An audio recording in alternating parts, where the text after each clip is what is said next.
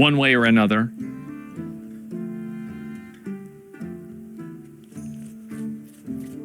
Whatever is necessary to prevent that. And President Trump has been a terrific friend and a terrific leader, and I trust his judgment, and we have, together, we know what needs to be done in order to assure that those two twin threats to our very survival, to the survival and the peace of the world, are removed.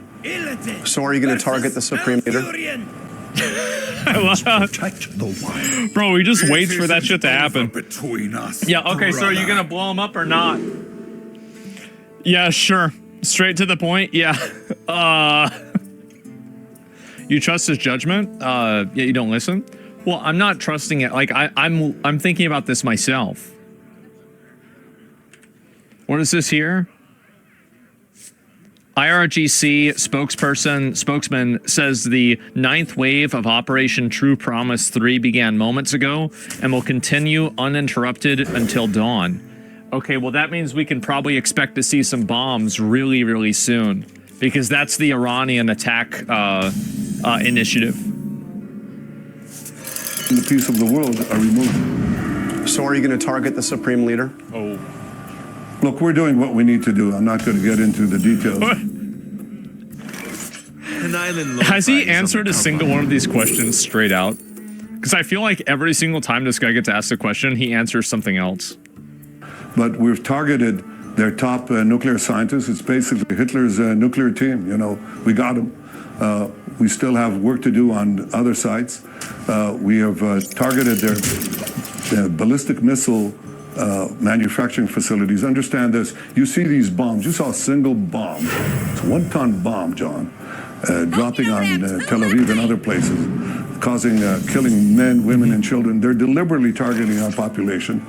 We're not doing that. We're targeting their military sites, their nuclear sites. Keep in mind that even if this is true, it should also be noted that the death toll from Iranians to Israelis is, for every one Israeli that's been killed as a citizen or civilian, 10 Iranians at least have been killed.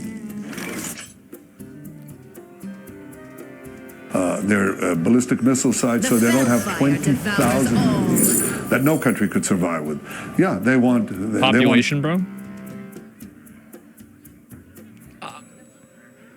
You're right. You're right. And all of these things, but... Keep it real. It's not as one-dimensional as it's being displayed. It's not. Like, I understand what you're saying. Nightmares. I'm just trying to add context because I think that it's important to know that.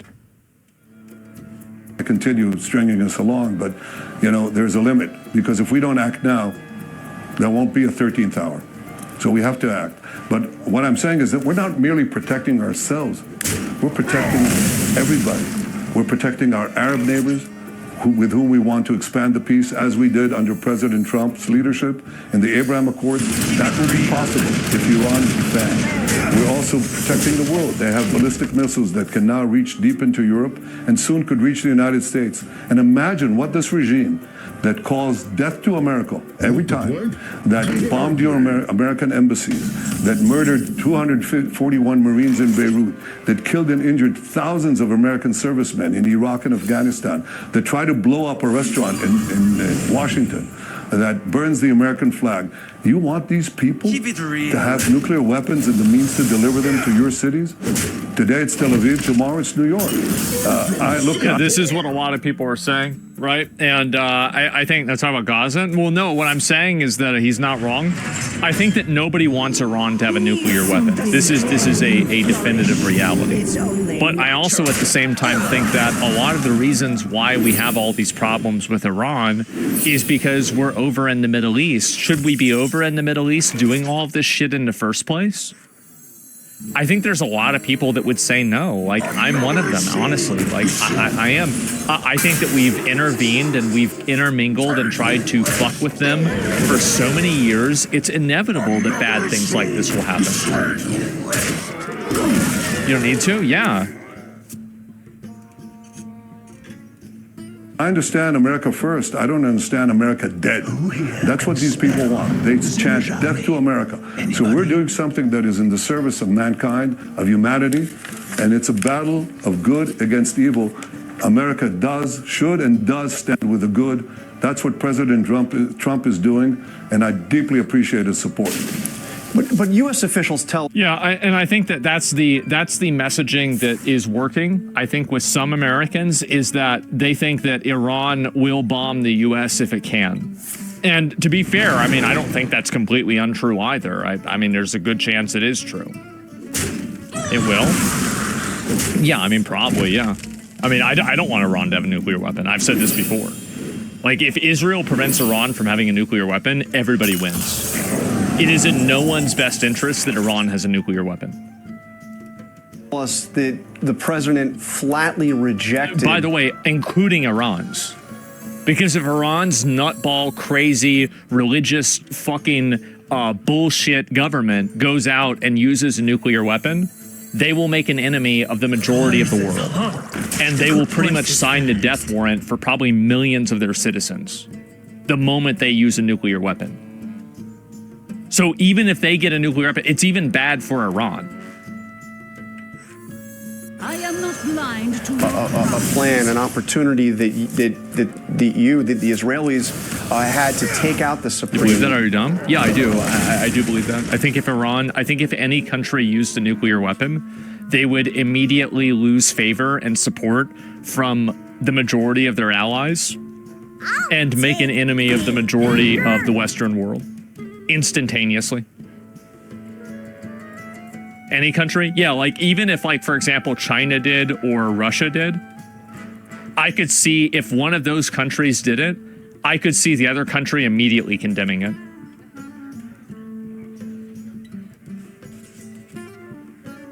In the US too. Just a sec, sorry. Leader. Do you understand his concern? My understanding is his concern is that this would escalate the conflict beyond where it is already. And it's not going to escalate the conflict. It's going to end the conflict. We've had half a century of conflict spread by this regime that terrorizes everyone in the Middle East, has bombed the Aramco oil fields in Saudi Arabia, is spreading terrorism and subversion and sabotage everywhere. That's the forever war is what Iran wants. And they're bringing us to the brink of nuclear war. In fact, what Israel is doing is preventing this, bringing an end to this aggression. And we can only do so by standing up to the forces of evil. Look, democracies have had to learn this lesson.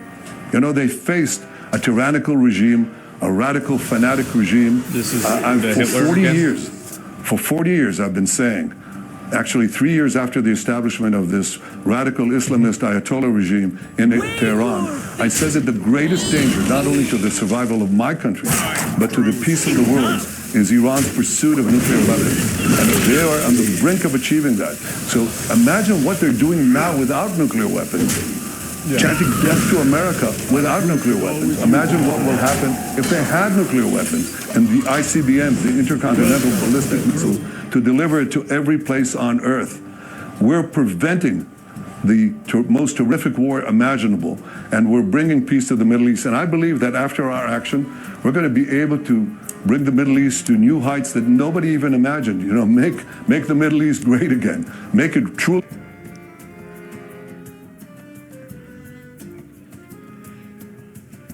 Man, they're really going all in on this one, huh? This is a whole lot. pick me, pick me.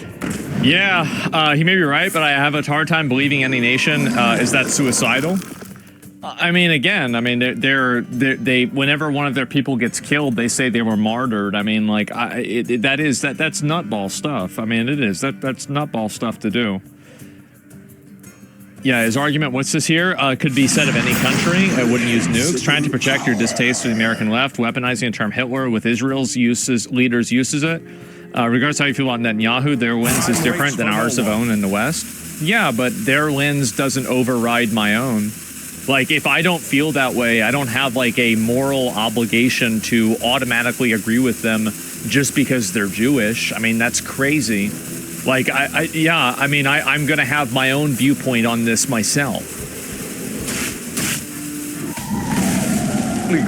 have expanded peace with the Abraham Accords, expand them beyond our belief and imagination, have trade routes, communication routes, energy routes, have trade, tourism between Israel and our Arab neighbors, just as we've done under the Abraham Accords. All of that will be possible if we take away, defang Iran from its capacity to threaten everyone, not only us and our existence, but the regimes and our Arab neighbors and everyone else. This will bring the peace that we all hope for. And this will bring also the assurance of survival and a future for Israel and everyone else. So it sounds to me like you're saying you disagreed with President Trump on this, on saying that taking out the supreme leader would be a mistake. What else would you like from the United States? I mean, the United States could provide. Well, John, I wouldn't rush to conclusions. Well, he said that it would escalate the conflict. You said it wouldn't. And now I'm asking you, what more would you like